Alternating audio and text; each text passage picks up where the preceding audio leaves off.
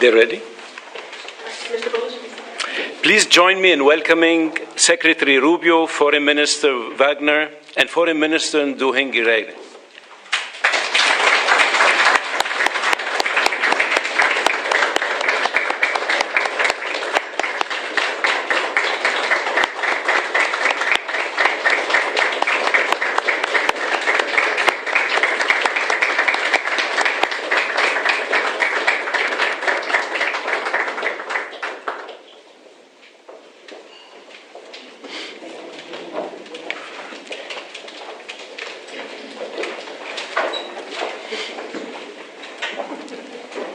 Secretary Rubio, Foreign Minister Wagner, Foreign Minister Nduhungireya, Minister of State Al-Khulaifi, African Union Chairperson Yusuf, Foreign Minister Ducey, ambassadors, members of Congress, distinguished guests, members of the media, ladies and gentlemen.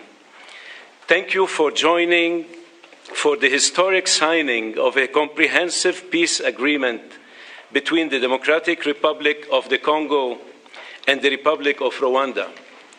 In a moment, Secretary Rubio and the foreign ministers of the DRC and Rwanda will sign an agreement that builds on the Declaration of Principles signed here on April 25th. With their signatures, the peace agreement will enter into force, bringing an end to a 30-year conflict and setting both countries and their people on a path towards peace and prosperity. This would not be possible without the leadership and vision of President Trump. He has made peace a priority of his administration, and we have taken up his call to find a peaceful resolution to this conflict. I would like to recognize the tireless work that both foreign ministers and their teams put into reaching this agreement. I would also like to recognize the partnership from the government of Qatar, who is driving towards a parallel agreement between the government of the DRC and the M23 armed group. In addition, I would like to acknowledge that the work done under the auspices of the African Union was critical for reaching this agreement. We look forward to coordinating with the AU chairperson and Togolese president, who is serving as the AU facilitator, to ensure implementation of the agreement. Finally, I would like to recognize the team here at the Department of State who facilitated the discussions and helped guide both sides towards this agreement. I will now turn to Secretary Rubio for opening remarks. Thank you, and I'm honored all of you are here today. I'm honored to be joined by my counterparts from the Democratic Republic of Congo and from Rwanda, and the hard work you both put in to make this happen. This was not easy. And there's still work to be done, obviously, in terms of implementation, but we're very honored you're both here, and it's been an honor to work with both of you. We have a lot of people to thank. Obviously, the great team here at the Department of State who did a great job, Mr. Bulos, who did a phenomenal job. He's been on the job now about 10 weeks, and he's jumped all over this and really worked it hard, and you did a great job, and we are grateful to you for all of your work. Obviously, this could not have happened without such close friends and partners in the African Union and in Qatar, who we're working a lot lately with Qatar. We're doing a lot of things with you guys, and you've been very instrumental in the African Union. Without you, this couldn't have happened. I mean, you may put everybody together. I do want to recognize my what I say, former colleagues. It wasn't 6 months ago. I was still a senator, but they're here now, Senators Rounds and Risch. Senator Risch is the chairman of the Foreign Relations Committee and a very close friend of mine, and he's obviously watched this issue very closely. He's made it a priority. And Senator Rounds, who's been talking to me about this before I was even nominated to the position and even during the nomination process. And we have others who are not able to make it today that I also want to recognize, Senator Coons and Booker. There's been a lot of interest in this, and we're grateful to all of them. They were invited, but I guess, you know, there's stuff going on in the Senate, as you know. And but we're grateful that both of you are here, and it's instrumental. This is, you know, an important moment after 30 years of war. President Trump is a president of peace. He really does want peace. He prioritizes it above all else. We saw his intervention in the conflict between India and Pakistan. We saw his intervention most recently as a few days ago in a very dangerous war, right? A very dangerous war that could have really spiraled out of control, and his intervention made that possible. And there are other places that we want to see this, but we're very excited about this, and we can't wait to have the heads of state, the presidents of the respective countries here in Washington in a few weeks to finalize the complete protocol and agreement. But today is an important step in that direction, and we're grateful to be able to host it here at the Department of State. And just thinking, we think sometimes about peace. It's not just about ending wars. It's not just about saving lives. It's about allowing people to live. It's about allowing people to now have dreams and hopes for a better life, for prosperity, for economic opportunity, for family reunification, for all the things that make life worth living. Those things become impossible when there's war and when there's conflict. So we're grateful to have played the role we've played. We acknowledge and recognize there's still more work to be done. But we thank you all very much for being a part of this historic and important day. This is really why I wanted this job, or why I embraced this job so much, is moments like this. This is, in essence, the Department of State is really the Department of Peace.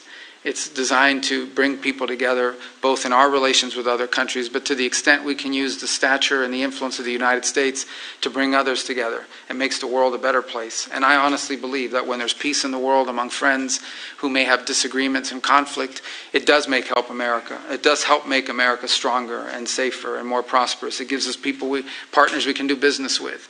And partners that we can work with to address insecurity and threats to our national security and to our collective national security.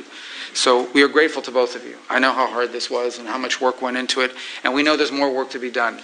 But we are grateful to have you here today. We're honored to be a part of this. We're excited to be a part of it. And again, I do want to thank everyone here in our Africa Bureau and at the Department of State. And once again, our superstar there, Mr. Boulos. What do you want to do next after you're done with this? Sudan. Yeah, very important. Actually, very, very important. And you're very involved in that as well. So what are you guys doing this week in Qatar? You guys want to work a little? We are grateful to all of you. Thank you. Thank you. Thank you, Mr. Secretary. I now turn to the Foreign Minister of Rwanda for remarks. Thank you, Secretary of State Marco Rubio, Minister Therese Kayipamba-Wagner, the Chairperson of the African Union Commission, Mahmoud Yusuf, Minister of State Mohamed Ali Koulaifi of Qatar, my colleague, Minister of Foreign Affairs of Togo, Robert Dussé, Senators, dear colleagues, good afternoon. Let me begin by expressing our sincere appreciation to President Donald Trump for his personal engagement in facilitating this historic agreement. We also extend our gratitude to the Secretary of State, Marco Rubio, Special Advisor Masad Boulos, and the entire State Department team. Your dedication has been indispensable. This agreement is the product of months of coordinated efforts by multiple actors. It is very important to note that the state of Qatar has played an absolutely central role. Indeed, the opening, which led to today's agreement, began in Doha. We will lend our full support in the weeks ahead to Qatar's mediation efforts, led by Minister of State Mohamed Al Koulaifi, to secure a peace agreement between the DRC government and the AFC M23. This process is already well underway. Today's agreement also builds on the African-led peace initiatives, which are ably led by the African Union facilitator, President Faure Gnassingbé of Togo.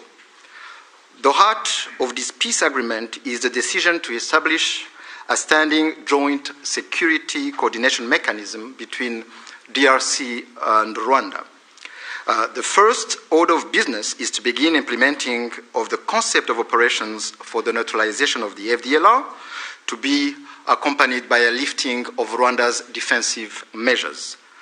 This is grounded in the commitment made here for an irreversible and verifiable end to state support for FDLR and associated militias. That is the bedrock of peace and security in our region. FDLR is no ordinary militia. It is the remnant of the forces which committed the genocide against the Tutsi in 1994, in which 1 million people were killed. With this agreement, we also committed to facilitate the return of refugees in our respective territories with the support of the UNHCR. Creating the conditions for the safe and dignified return of refugees is vital to achieve lasting peace. We also took to enhance economic cooperation, including with American companies and investors. Shared growth and cross-border cooperation will unlock tangible dividends for both our countries. We must acknowledge that there is a great deal of uncertainty in our region and beyond, because many previous agreements have not been implemented, and there is no doubt that the road ahead will not be easy. But with the continued support of the United States and other partners, we believe that a turning point has been reached.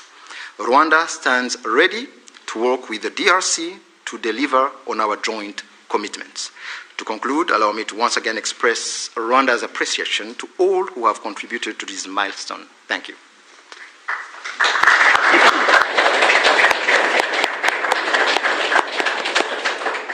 Thank you, Mr. Minister. I now turn to the Foreign Minister of the Democratic Republic of the Congo.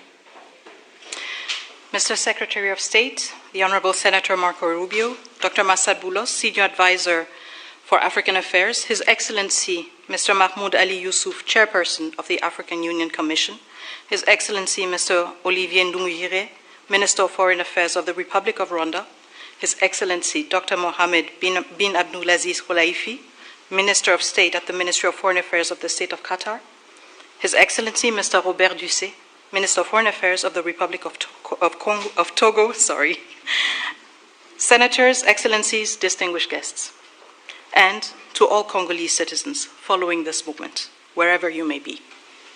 2 months ago in this very room, we signed a Declaration of Principles, a first tangible step to break with deadlock and chart a path towards peace.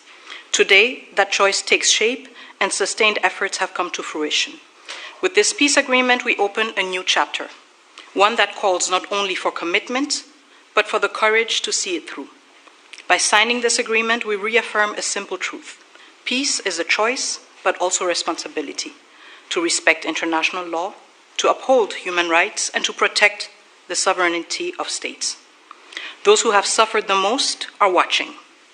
They are expecting this agreement to be respected, and we cannot fail them. This agreement builds on the efforts of many. First and foremost, we want to express our sincere gratitude to His Excellency President Donald J. Trump for his commitment to this peace process. His leadership kept this process focused and goal-oriented, and that from day one. This was further characterized by the quality and resolve of the entire U.S. team, illustrated by the critical support of Senator Rubio and Dr. Boulos. We salute His Excellency President Félix-Antoine Tshisekedi Chilombo for choosing the harder path, a peace rooted in principle and in the dignity of our people. We thank President João Lourenço of Angola, facilitator of the Luanda process, for laying critical foundations. We are also grateful to the State of Qatar and to His Highness the Emir, whose leadership was instrumental in convening the first direct meeting between our two heads of states in March, a courageous step that laid the groundwork for dialogue. Qatar has since facilitated further talks in Doha and remained a principled and steady partner throughout this peace effort. The African Union, through its chairperson and the appointed facilitator, His Excellency Faure Gnassingbé of Togo, have anchored this process in African ownership. Finally, we thank the negotiating team of both the DRC and Rwanda for their perseverance and devotion. This moment has been long in coming. It will not erase the pain, but it can begin to restore what conflict has robbed many women, men, and children of: safety, dignity, and a sense of future. For the Great Lakes region, it offers a rare chance to turn the page, not just with words, but with real change on the ground. Some wounds will heal, but they will never fully disappear. They may grow over, but the skin will forever remain thin and frail, and deep down, the flesh will still remember. At times we will feel numb, and at others we will feel a sudden pang that will remind us of what was lost forever. The scars we carry on our bodies and in our souls will remind us of what must never be forgotten, repeated, or accepted. A few days ago in Kinshasa, a coalition of women's organizations shared a clear message with me. Nous ne voulons pas d'une paix d'élite. Nous voulons une paix réelle, vécue, partagée et construite avec nous.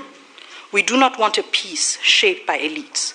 We want a peace that is real, lived, shared, and built with us. To our fellow citizens in the East, this agreement was signed with you in mind.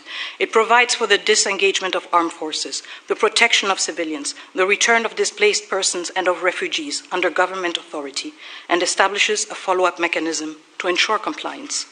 These are not just words on paper. They must now be translated into action with justice, accountability, and political will. This peace agreement is the starting point, not the end goal. It must now be followed by disengagement, justice, and the return of displaced families, and the return of refugees, both to the DRC and Rwanda. However, no text, however carefully negotiated, can carry on its own the weight of peace. I still remember, on the day we signed the Declaration of Principles, a member of the US team said, "If it were easy, it would have been done a long time ago." That holds true now more than ever. What we have signed is only as strong as our will to implement it. We, the DRC, will certainly and resolutely fight for this agreement to be respected, not with our words, but with our deeds. Today, we have chosen peace. What matters now is that we protect it and prove to our people and to the world that even in a region marked by deep scars, dignity and cooperation can prevail. So now, our work truly begins. Thank you.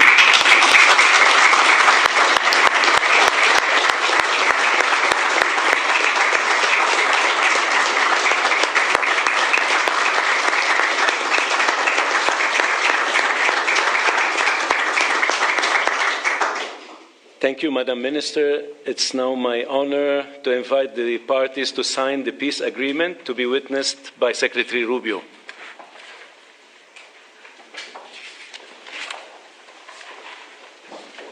The agreement being signed includes provisions on the respect for territorial integrity and the prohibition of hostilities, the disengagement, disarmament, and conditional integration of non-state armed groups, the establishment of a joint security coordination mechanism, the facilitation of the return of refugees and internally displaced persons, as well as humanitarian access, the reaffirmation of MONUSCO's mandate, and the establishment of a regional economic integration framework.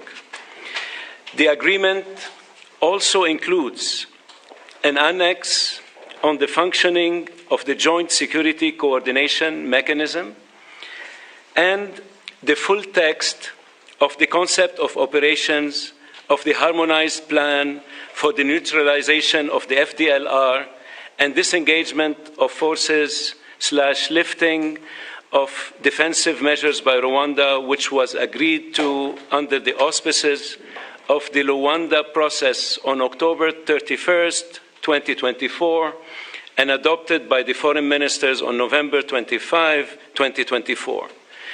With the parties' signatures today, the agreement immediately enters into force. Thank you very much. Congratulations.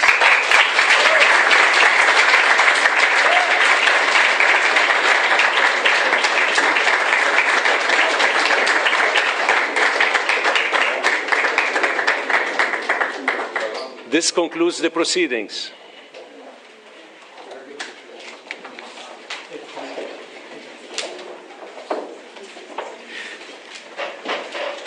Kindly stay seated while the parties depart. Can we get a quick picture with the two senators? Yes, please.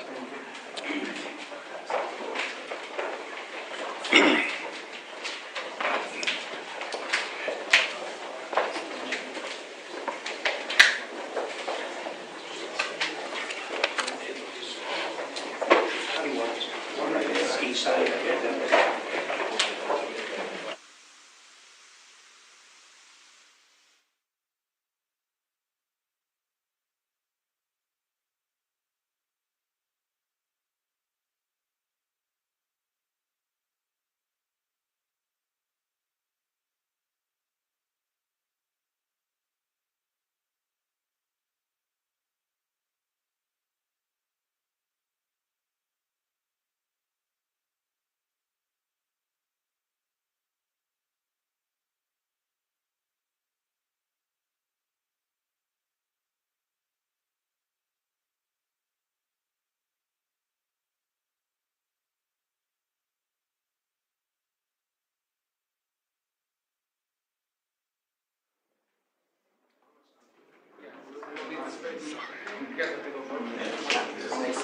want to go one on each side?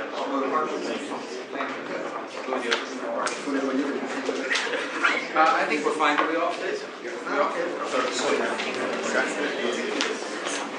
On me, sir. 1, 2, 3.